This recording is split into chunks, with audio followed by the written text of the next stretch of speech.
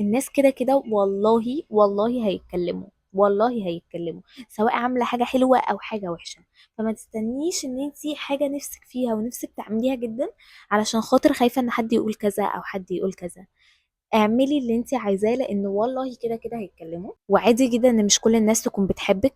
عمر ما الأمة كلها اجتمعت على شخص واحد ان هما بيحبوه، حتى الأنبياء ما كانش الناس كلها بتحبهم. فابدأي في أي حاجة انت نفسك فيها، ما تستنيش رأي حد فيكي، وما تقوليش ان انا مش هبدأ علشان خايفة من رأي كذا او رأي كذا. ابدأي وملكيش دعوة بحد. عارفة ان في بداية كل حاجة بتبقى صعبة وممكن كمان تكون محرجة، مش عارفة ازاي تتقبليها. بس كل فكرة قوية طلعت بتكون من ناتج ان الشخص ده ذات نفسه هو الوحيد اللي كان مصدق الفكرة بتاعته.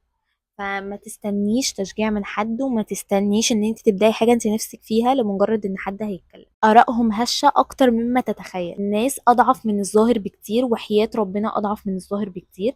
فما تخليش حكم حد عليكي يغير رايك عن حياتك. دي حياتك انت ودي قصتك انت، اعملي فيها كل حاجه انت نفسك فيها.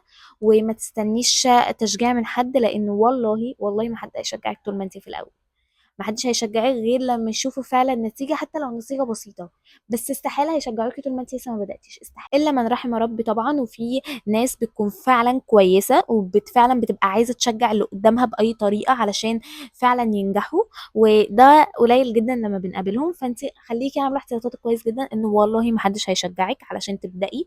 انت اللي لازم تعملي ده، ولازم انت اللي تاخدي الفيرست ستيب. ما تستنيش تشجيع من حد، لان محدش هيشجعك طول ما انت لسه بتحاولي ولسه بتبدأي، لان مش هيحصل وهتفضلي عايشة على ده ومش هيحصل. مفيش حاجة اسمها هستنى الوقت المناسب لما يجي وهبدأ فيه، لان مفيش حاجة اصلا اسمها وقت مناسب. ولو عايزين تعرفوا اي حاجة تانية عن الاهداف وازاي تحطوها وايه هي الفيجن بورد وتحددوهم ازاي اهدافكم، اكتبوا لي في الكومنتس. بس كده.